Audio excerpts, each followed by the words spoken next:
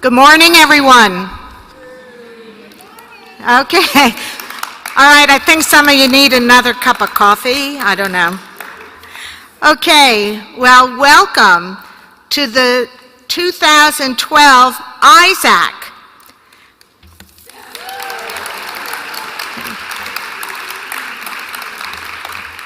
I forgot to make slides that said applause. Okay.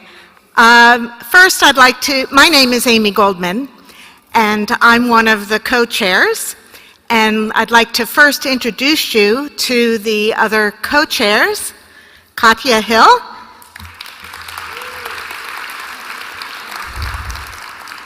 and Soren, whose last name begins with a V and is Danish.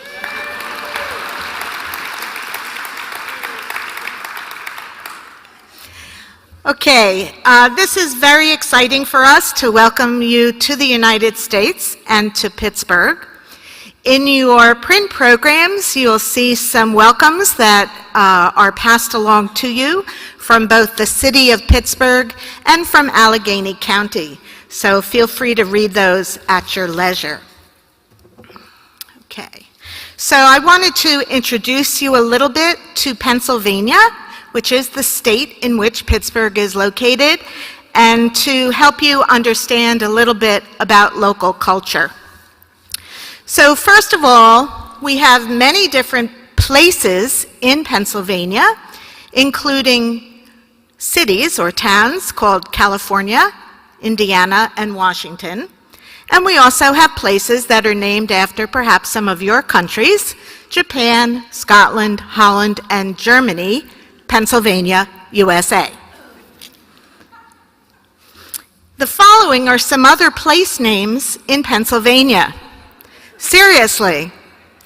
And I'm also wondering if you can pronounce them all, especially on the left-hand side, the bottom two. If you're from Wales, you might be able to pronounce one of them. And the bottom on the right-hand side. If you need help, ask somebody from Pennsylvania, who hopefully would be able to help you, or certainly somebody from Pittsburgh.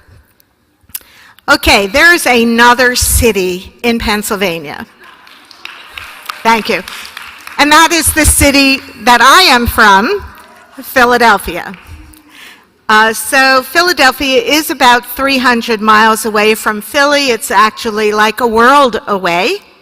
We have different words, different foods, different accents, and different sports teams. But you're in Pittsburgh now.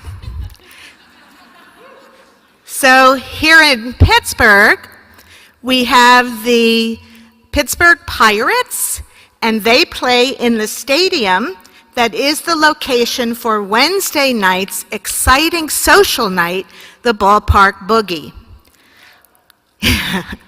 We also here in Pittsburgh have a hockey team called can you guess? Penguins. And the football team is called I'm going to pronounce it in the way they do here, the Stillers. Okay, so here are some Pennsylvania foods: a hoagie, scrapple, dippy eggs, which was new to me, but it's from the northeastern part of the state, the coal-producing area, sticky buns, shoe-fly pie, lemon sponge pie, pierogies, and something called jumbo, which is pictured in the upper right-hand corner, and scrapple is next to it with the fork. Okay, now Philly is known for its cheesesteaks, and you see them pictured. They're on the left-hand side, one with cheese and one without cheese. And what you can't get in Pittsburgh is a good cheesesteak, but you can get a Primanti Sammy. So Sammy is how they say sandwich. Now, who knows, I don't know if you can see it clearly in that picture, what the unique thing about a Primanti sandwich is. What's on it? French fries are on your sandwich, unlike in civilized Philly, whereas you see the French fries are on the side. but it is certainly worth a taste. In Pittsburgh, if you're thirsty, you will want an Arn, what I call Iron City, a Yingling beer, or pop, what I call soda. And I'm certainly hopeful that Yins all have a great time at ISAAC 2012.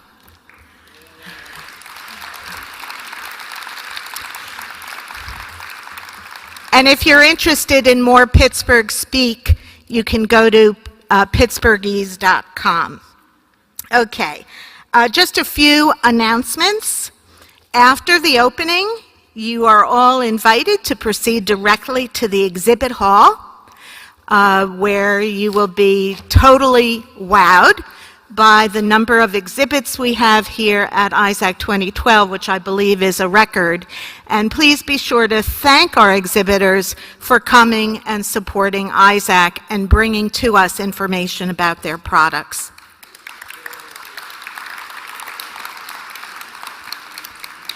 Okay, the first concurrent sessions start at 1.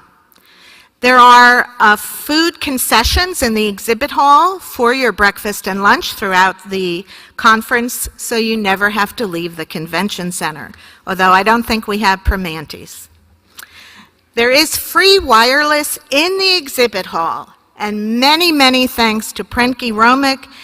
And we also have a cyber cafe if you did not cart your own internet appliances with you, and the Cyber Cafe is thanks to the School of Health and Rehabilitation Sciences at the University of Pittsburgh. Tonight's welcome reception will be up on the roof of this building. If by any chance the weather turns inclement, we will be sure to spread the word to you. By the way, it's pretty amazing. This is an era of social networking, and what we wanted to do was test the strengths of our social networks. So we purposely omitted this morning's session from the program to make sure that you all, utilize those Facebook, Twitter, etc. So thank you all for coming. Okay, as in every conference where there is such an overwhelming number of papers and presentations, over 700, there are program changes that happen. These will be available on a variety of message boards around the exhibit hall. There will be paper copies in limited quantity on a table near the entrance to the exhibit hall. And we will also be using, yes, you guessed it, social networks to spread the word about daily changes.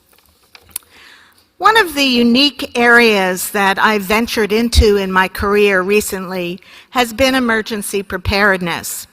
And I know there's other opportunities for you to learn more about that specific to the needs of AAC users. But if you are somebody who uses a wheelchair, please tune in for a moment to these instructions. The evacuation plan, if, God forbid, anything happens, and the director of the Federal Emergency Management Agency always says, don't plan for easy, plan for real. So here is the convention center's plan. There are areas of rescue labeled throughout the facility. And what you do is you go to that area if you are in a wheelchair and cannot evacuate. And those areas are safe for 2 hours, and emergency personnel know to go there. So the second level near registration and the glass elevator, the third level on the side by the river near the elevator, the third level on the city side outside room 318, the third level city side near the elevators outside the ballroom. And in the event of an emergency, please follow instructions given by convention center personnel until further assistance. Okay, at this time, it is my pleasure to introduce you to Erna Allant, the president of ISAAC.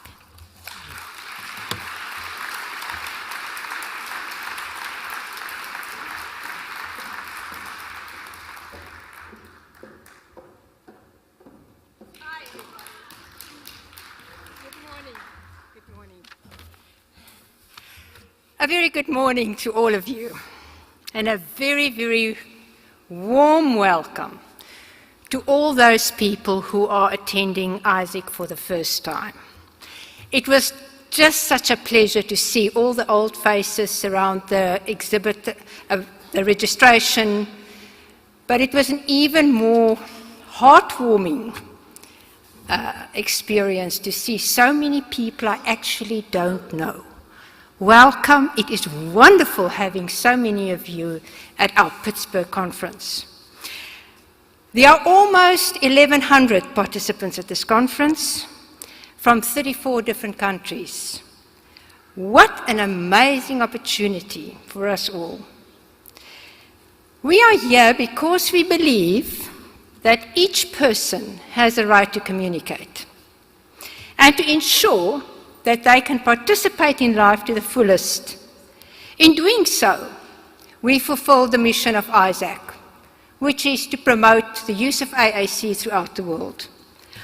Article 21 of the United Nations Convention on the Rights of People with Disabilities highlights the freedom of expression and opinion and access to information that, among other points, should lead to the acceptance and facilitation of the use of sign languages, braille, augmentative and alternative communication, and all other accessible means, modes, and formats of communication that people want to use. As ISAAC moves closer to its 30 years of existence, it is important that we critically reflect on what it means to have a right to communicate. The freedom to communicate implies that individuals with severe communication problems have a choice in terms of how and when they communicate. Central to the notion of freedom of expression is the meaning that an individual attaches to symbols in expressing and developing an authentic voice. Freedom of expression for each person requires that we remain sensitive not only to the common meanings of symbols, but also to the unique interpretations and use that individuals bring to interactions. Freedom of expression requires much more than access to communication or messages on a device. It is about facilitating the development of an individual's own voice through the use of AAC strategies. Nelson Mandela stated in his autobiography, which was published in 1995, that it was a long walk to freedom. Similarly, to those with little or no functional speech, there is no easy walk to freedom of expression. We as the ISAAC community have over the past 29 years invested much effort in the development and refinement of AAC strategies for use with a highly heterogeneous group of people. These achievements, however, should not mask the critical reflection still needed to ensure a unique voice for each person who uses AAC. And this endeavour requires efforts of the whole ISAAC community. And this community has two important features. The first one, it represents a broad range of people. People who use AAC, their families, a range of professionals from different disciplines, researchers, students, as well as technology developers and manufacturers. The recognition of these different role players in AAC is reflected not only in a mutual respect of what each of these role players bring to the table, but also in our realization that these challenges we face require multiple perspectives to move towards sustainable outcomes. The second feature relates to ISAAC representing 62 different countries. And integrally related to our commitment to this is internationalization and the realization that different countries and cultures do things differently. These differences are very often tacit, not overt, which makes them very easy to overlook and misinterpret. It requires an open mind and a listening attitude to ensure that we learn from each other's experiences and perspectives.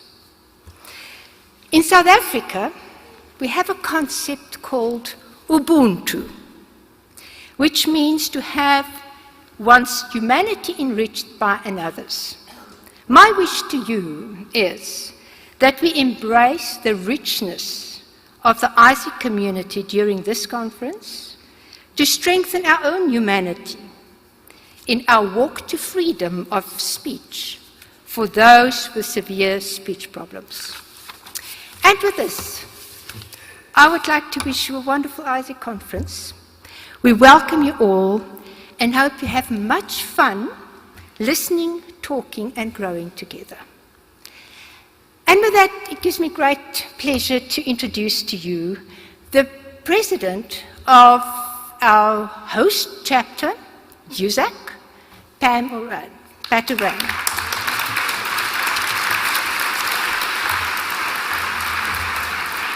Welcome. Thank you so much. So, wow, that was pretty good. I don't have anything nearly that intellectual to say, sorry.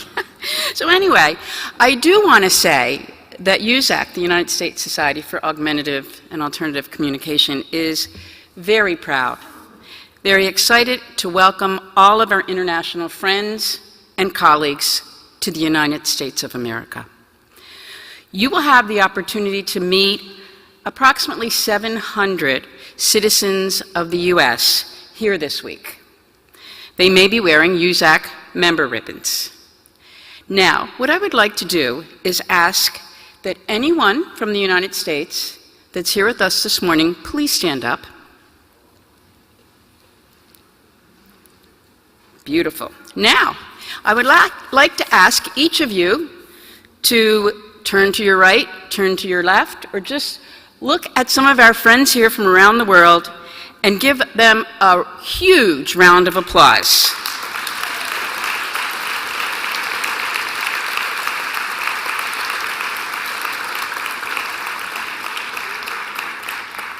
Thank you. Thank you to everybody. We will make this very short.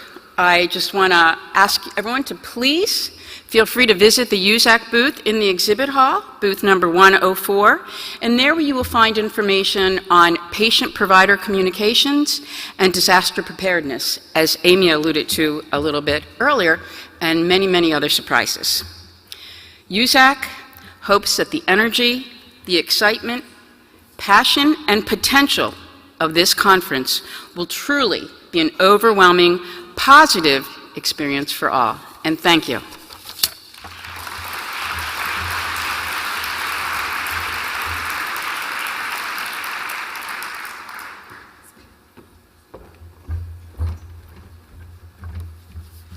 Good morning. I can't tell you how long the past 2 years have been, so I'm so glad I'm living minute by minute right now. I'm here to introduce our keynote speaker, but before I do that and we get to listen to his motivational speech getting us all riled up to start our ISAAC, I want to tell you about just our special days and remind you about our themes for the day and special invited speakers. Tuesday is Autism and Literacy Day, and we have a special speaker at 9:15, Leah Morelli from The Warhol.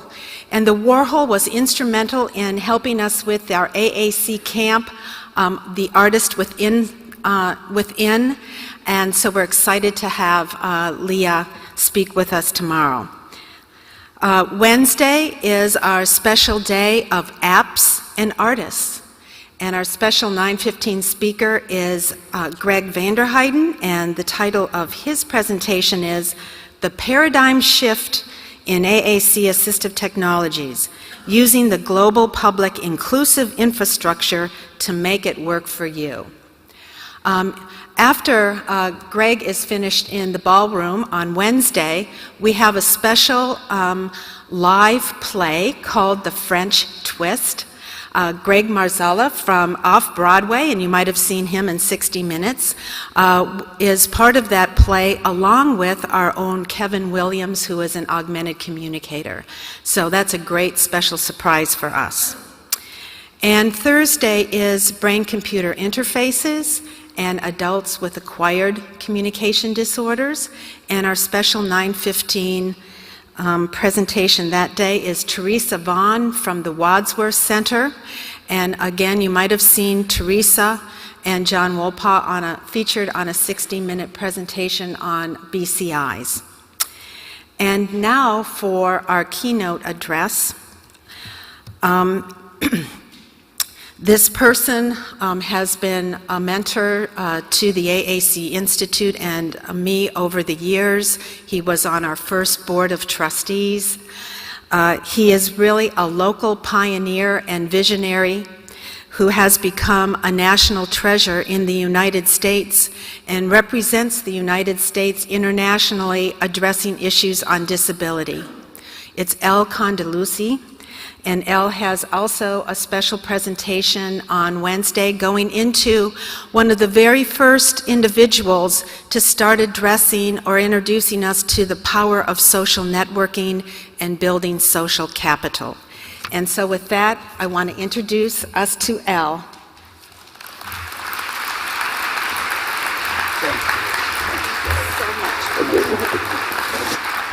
Hey, good morning, everyone. Wow, what an incredible day and week this is going to be. Thank you so much for coming to Pittsburgh. My name's Condeluci, as Katya mentioned, and I am really pumped about having the honor to not just get us kicked off with some thoughts, but also to welcome you to Pittsburgh. You know, Amy did such a wonderful job talking about Pennsylvania and Pittsburgh and Philly.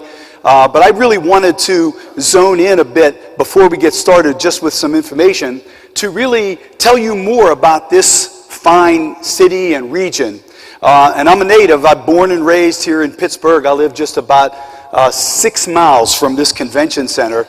Born on a hill with a bunch of other Italians, Condeluci Hill we call it. And I've been in Pittsburgh my whole life. I'm associated with UCP, United Cerebral Palsy.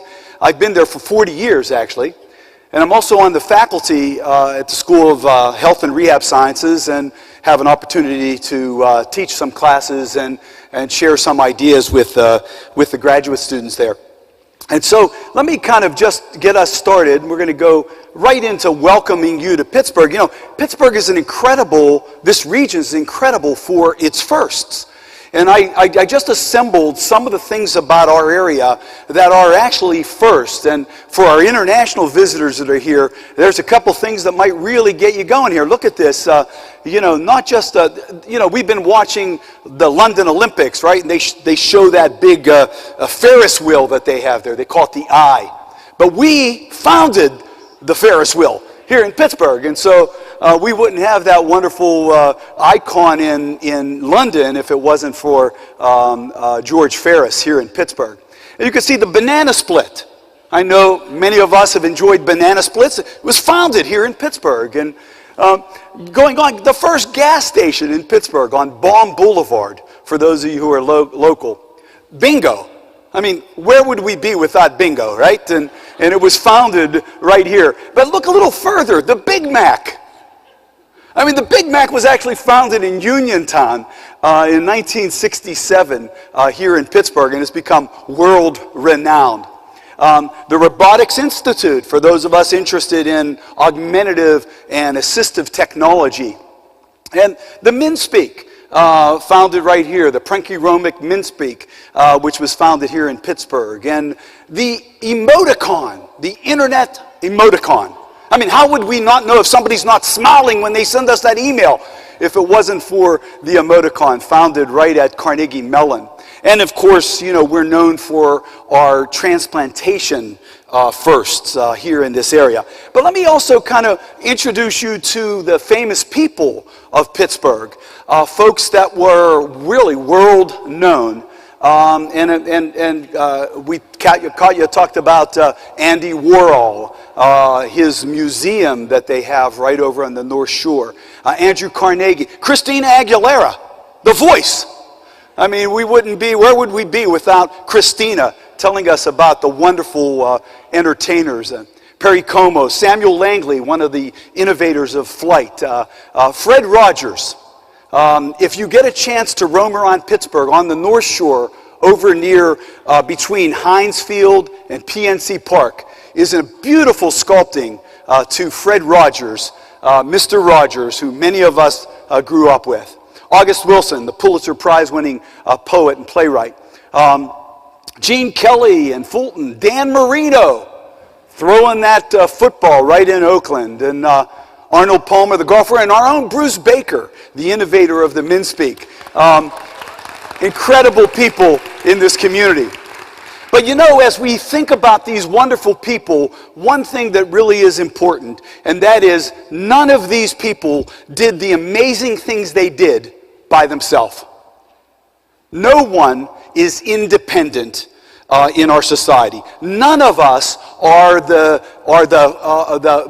font of our skills and abilities. Every one of us in this room, if we're successful or if we've lived a valued life, have done so because of other people. We want to kind of get our conference started today because this ISAAC and all the things that every one of us believe in this particular room and really in our field have to understand the power and potency of interdependence. Albert Schweitzer said, what we do with our lives individually is not what determines whether any of us are a success. What determines whether we are a success is how we touch the lives of others, our interconnectedness, our interdependence. And that really, for me, is the theme, I think, of this conference. And it's certainly the foundational element of ISAAC. It's really about people together being stronger together. It's about synergy. It's about the fact that when we parlay with people, we strengthen not only ourselves, but we strengthen all things around us. Dr. King really summarized it well. Dr. Martin Luther King, the leader really of our civil rights movement here in the United States, he said in 1963, and let me just kind of frame this quote a bit with you. This was written in 1963 from a jail cell in Birmingham, Alabama. And Dr. King was in Birmingham to support a strike of garbage truck drivers who were striking in that community for higher wages. And Dr. King went into a restaurant to get some sandwiches for the protesters. And the restaurant had a sign that said, "No coloreds allowed." It was literally against the law for Dr. King to go into that particular restaurant. But he went in anyway. And Dr. King asked those folks if he could have some sandwiches. And they said, "Sorry, you have to leave. You're breaking the law." And Dr. King said, "Please, I have money. We're hungry." And the shopkeeper said, "You have to leave." And Dr. King says, "I'm going to stay." He said, "I have to call the police." The shopkeeper said that. And Dr. King says, "You do what you have to do and I'll do what I do." And he stayed. He ended up getting arrested. He was sentenced to 6 months in the Birmingham jail. And there he wrote his very famous Notes from a Birmingham jail. But here's just a small piece that I think really summarizes the spirit of ISAAC and the spirit of community. In a new sense, all life is interrelated, Dr. King says. All people are caught in an inescapable network of mutuality, tied to a single garment of destiny. Whatever affects one of us directly affects all of us indirectly. I can never be what I ought to be, and you can never be what you ought to be until I am what I ought to be. This is the interrelated structure of reality. What Dr. King is saying is that we're not patients or consumers or clients. We're brothers and sisters. And that's what's beautiful about ISAAC. Because if you look around this room, you'll see that there are not only folks who use augmentative communication, there are people who help develop it, there are people who help assess for it, there are people who help create the products. It is a spirit of interdependence in this room. And interdependence is really critical to a successful community. No matter where that community is, anywhere in the world, interdependence is the framework. Now, one of the things that we need to start this conference by understanding is that our current system is very devaluing to men and women and children with disabilities. And we need to appreciate that in our society today, these are realities. And I want to start by calling our attention to this because this is what we're here to change. We're here to change this reality. But presently, men, women, and children with disabilities are often looked at as problems and having problems. And people are congregated into services, and care is offered in some kind of a power chain. And people are labeled.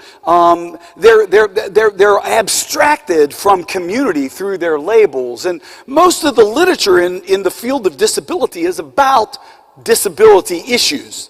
It's not about our commonality, it's about our difference. That never builds community, ladies and gentlemen. What builds community is our commonality, not our differences. We got a lot of differences in this room. Every one of us in this room have differences from one another, but that doesn't make any of us better or worse than anyone else. A community is about diversity, and we need to appreciate that.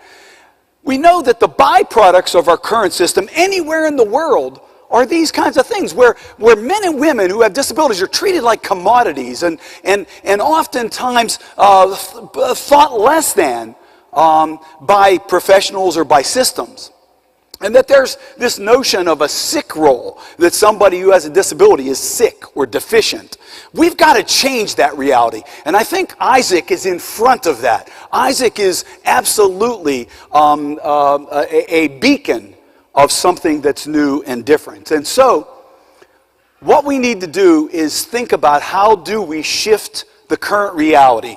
And in my work at the University of Pittsburgh and at UCP, we spend a lot of time thinking about shifting the culture from a sense of devaluation and problems that people with disabilities have to this more interdependent reality that all of us bring certain gifts and talents to the community. And when we begin to understand that, we begin to change it. And so rather than focus on what's wrong with someone, we want to focus on the capacities, the potentialities, the gifts and the contributions that all people bring to the table. We want to listen to folks. We want to stress the importance of relationships. And therein really lie the key to interdependence, relationships. One of the things that I've been fascinated about in my own work at UCP and at the University of Pittsburgh is this idea of social capital. On Wednesday, I'm going to have a chance to do a workshop on social capital. I hope some of you are able to come so we can talk about the most innovative things we know about social capital, but more, we can begin to think about how can people build more social capital. The sad fact that we know today, ladies and gentlemen, is that men, women, and children with disabilities are more socially isolated than any other cohort on the planet. And that's true in every culture. That social isolation actually works against an interdependent culture. And so we've got to understand that social capital brings incredible power. Relationships, when they're manifested both in quantity and quality, bring these things. Look at this list here, ladies and gentlemen. Look at this list. That when people build relationships, they help develop identity. They're happier. We know that people who have more relationships are actually healthier. Scientific evidence is very, very clear on that. That people are kinder and they're more tolerant, they're more respectful. And look at that, literally people actually live longer based on relationships. And so when we gather to talk about augmentative communication, we've got to understand the end result of that. The end result of that is somebody building a relationship that will lead to these things happening in their life and happening around their community. And so, in order to achieve interdependence, we must really look at these key things. Those of us that are professionals in this field, wherever we come from, whatever country we come from, need to really appreciate that we've got to empower people. They've got to be in charge of their lives. This is not about the professional. The professional should be a servant to the individual who's being empowered. But the net result is really helping people build relationship. So let me just finish with a couple thoughts here. that we've come a long way in the disability rights movement around the world. And there's no question that many of the men and women with disabilities that happen to be in this room today have enjoyed some of that change, that culture change. But ladies and gentlemen, we've just scratched the surface of creating this interdependent world that we know will actually be better. There must be a beginning to any great matter, but seeing it to the end until it be thoroughly finished yields the true glory. That we're here in this moment in time in Pittsburgh, gathered to actually prepare to change the world. And so we need to understand that human beings are not like amoebas. They're not little entities. We're more like coral. We're interdependent. That our strengths are tied to our connectedness to other people. You know, here in the United States, we're in the middle of a political debate, and some of you may be following this or reading about it or seeing it. And we have two candidates that have very different political philosophies. One candidate talks about this idea of pulling yourself up and being independent and rewarding success. And we have another candidate who's really talking about interdependence and community. And we've got to understand that politically we need to welcome the notion of our interdependence. And so the first big task of interdependence is thinking, understanding, and talking together. And that's at the very core of ISAAC, about talking together, about the communication process. Communication is the fuel to social capital. Without it, social capital struggles. And so those of us in this room today, no matter what your role is, no matter where you find yourself in this sort of labyrinth of advocacy, the notion is really, how can we get people to communicate together? So Gandhi says, satisfaction lies in the effort, not in the attainment. Full effort is full victory. So let me finish with just a little story, and we'll get on with our morning session and then get ready for our conference. And this is a wonderful little story that I found in a book. The book was called Conversations Can Change the World. And it's by Margaret Wheatley. A very, very powerful book. And at the very end of the book, this story appears. And then when I read the book, I saw this story, and it really, really impassioned me. I hope it does with you too. It's called an Aztec story, and it was discovered years ago from an Aztec community. And it says a long time ago there was a great fire in the forest that covered our earth, and people and animals started to run, trying to escape from the fire. Our brother Owl, Tocatl, was running away also when he noticed a small bird hurrying back and forth between the nearest river and the fire. He headed toward this small bird. He noticed that it was our brother the Quetzal bird, picking up small drops of water at the river and then returning to the fire and throwing those tiny drops of water on the flame. And the owl approached the Quetzal bird and he said, "Brother, what are you doing? Are you crazy? You're not going to put out the fire with just a couple little drops from your beak. You've got to run for your life. You've got to protect yourself. You've got to save yourself." The Quetzal bird stopped for a moment. He looked at the owl and he answered, "I'm doing the best I can with what I have."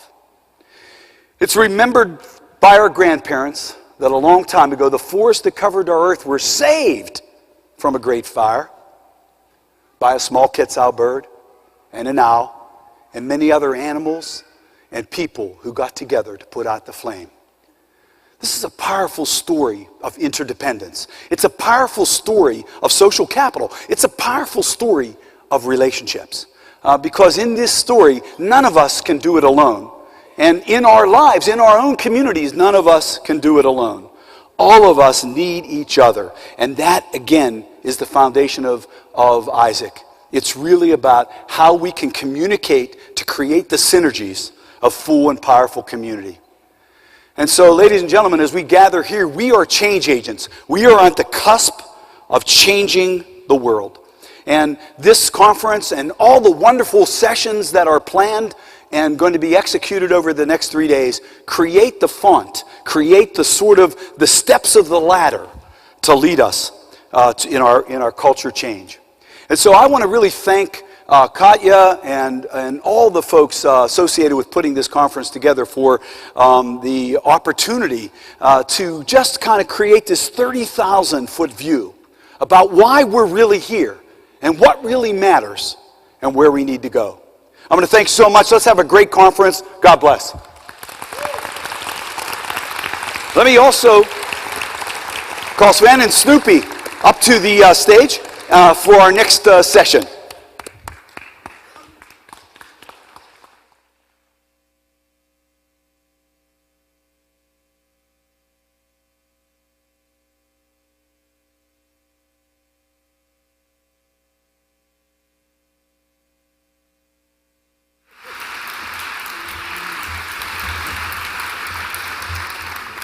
Welcome everyone to this AAC Olympic. We're going to have an opening ceremony with parades and flag and music. But can you play music on an AAC device? You probably can. But can you sing on an AAC device? Well, it seems impossible, but yes, you can. Snoopi Botten, showman, extraordinary musicians, will be showing us how.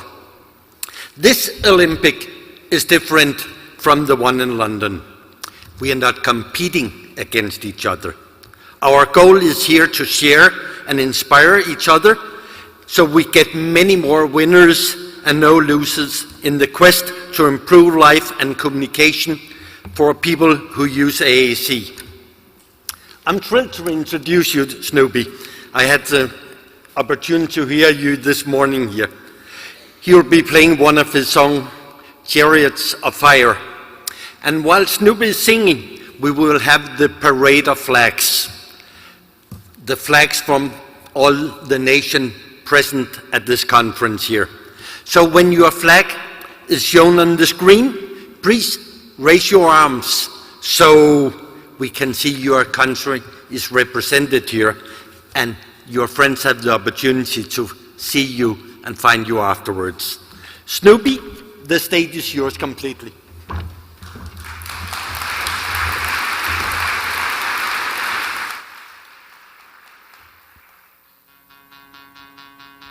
Press on.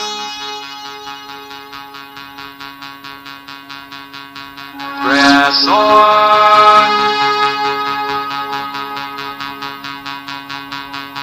Press on.